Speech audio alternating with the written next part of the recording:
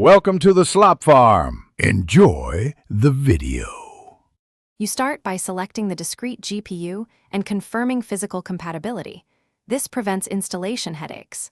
Once done, check the PSU wattage and available PCIe power cables so the card gets stable power.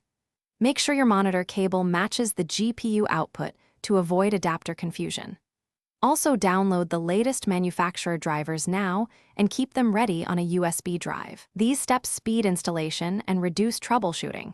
Doing them first saves time and ensures the rest of the process works smoothly. You proceed with hardware installation calmly. Power off, unplug, and ground yourself to protect components. Then remove the case slot cover, seat the GPU into the PCIe X16 slot until it clicks, and fasten the mounting screw so it won't shift. Connect required 6/8-pin PCIe power cables. Without them, the card won't initialize. Next, boot into BIOS or UEFI. Set primary display to PCIe or PEG, save changes, and restart. This tells the system to use the discrete GPU. You finish by installing vendor drivers. Choose Clean Install if you previously used integrated graphics to avoid driver conflicts.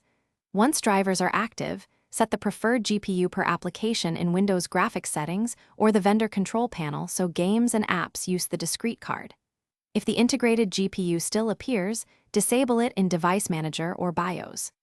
If things go wrong, reseat the card, swap the power cable or slot, and update BIOS and chipset drivers.